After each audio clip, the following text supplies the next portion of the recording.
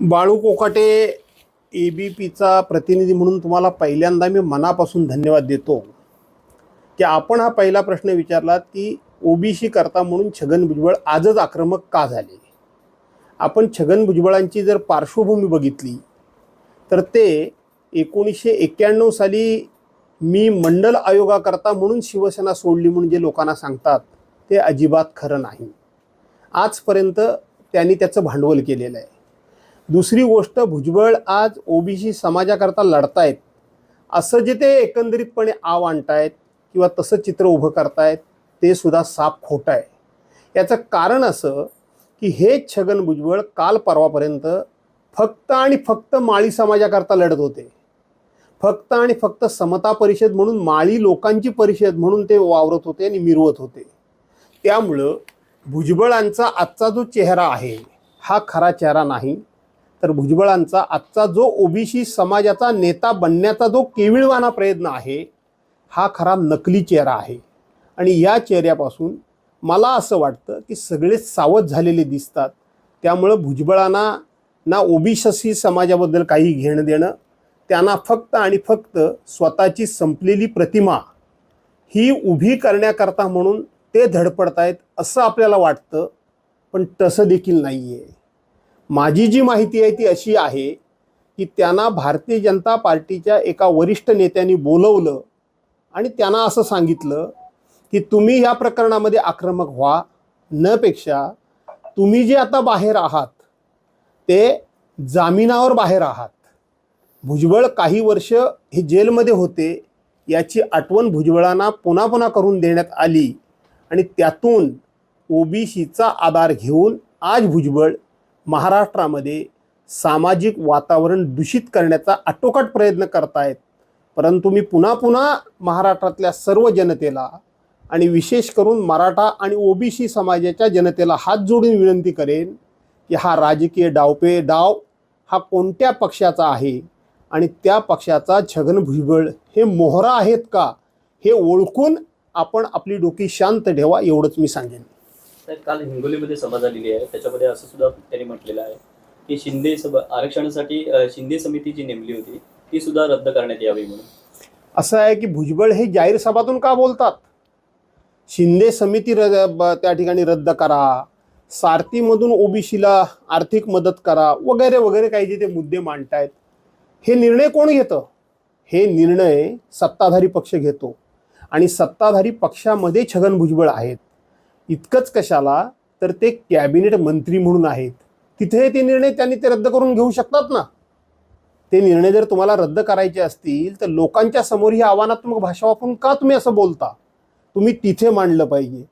परंतु मी सांगितल्याप्रमाणे छगन भुजबळांना कोणाशी काही देणं घेणं नाही, तर त्यांना तुम्ही जामिनावर आहात ही भीती दाखवली जाते, त्याच्या पायी त्यांना हा आक्रस्थळेपणा करावा लागतोय असं माझं स्वतःचं मत आहे. साहेब, कालच डिक्लेअर झालेलं आहे आपल्याला पक्षाकडून विदर्भाची जबाबदारी देण्यात आलेली आहे, काय सांगाल? दुसरी गोष्ट, छगन भुजबळ ज्या व्यासपीठावरून आव्हानं करतात त्याच व्यासपीठावर प्रकाश शेंडगेंसारखा माणूस हा मराठा समाजातला एक सुद्धा आमदार आमचा समाज निवडून येऊन देणार नाही तर नाही, परंतु मराठा समाजातला आमदार न चाडा साधा सरपंच सुद्धा होणार नाही आमच्या व्यतिरिक्त, अशी भाषा वापरतात. काही लोक कोणाचे हातपाय तोडण्याची भाषा वापरतात आणि त्या व्यासपीठावर छगन भुजबळ असतात. याचा अर्थ छगन भुजबळांना हे सामाजिक वातावरण बिघडू द्यायचं आहे का हे सुद्धा समजलं पाहिजे. राहिला प्रश्न पुढचा जो तुम्ही मला जोडून विचारलं की आजच माझी पूर्व विदर्भाचा संपर्क नेता म्हणून निवड झालेली आहे. मी माझे पक्षप्रमुख आदरणीय उद्धवसाहेब ठाकरे यांना धन्यवाद देतो की त्यांनी माझ्यामधील जर काही थोडंफार संघटन कौशल्य असेल तर ते संघटन कौशल्य दाखवण्याची पूर्णपणे मला संधी ही पूर्व विदर्भासारख्या एका विदर्भामधल्या पक्षीयदृष्ट्या पूर्णपणे दुर्लक्षित भागाकडे काम करण्याची संधी देऊन ती मला संधी त्यांनी मिळवून दिलेली आहे. त्याबद्दल मी आदरणीय उद्धव साहेबांना धन्यवाद देतो, त्यांचे आभार मानतो.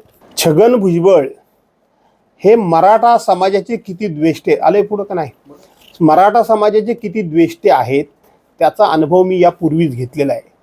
तुम्हाला माझा एक आठवणीतला किस्सा सांगतो. मी राष्ट्रवादी काँग्रेस पक्षाचा राज्याचा अध्यक्ष होतो आणि मी नाशिक जिल्ह्याच्या दौऱ्यावर गेलो होतो.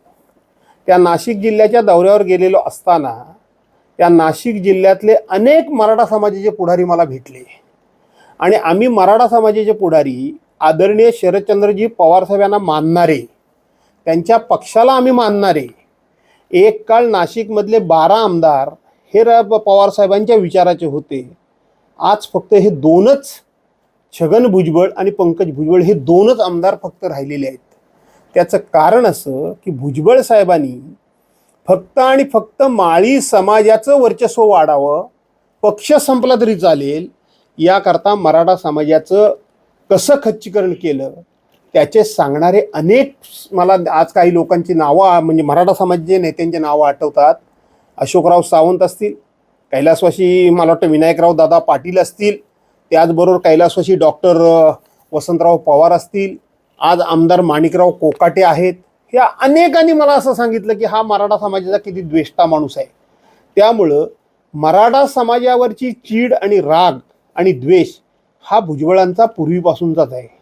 आज ते ओबीसी समाजाच्या व्यासपीठाचा वापर करून ओबीसी समाजाला पुढे करून आपला जुना राग ते काढतायत, आपला जुना सूर ते उगवतायत.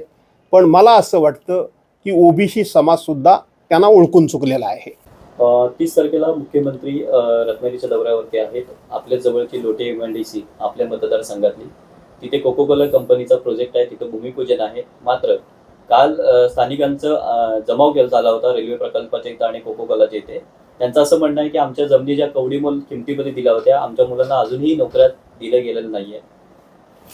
असं आहे की हा कोको कोला प्रकल्प जो आहे त्याचं उद्घाटन होणार असं मी ऐकतोय.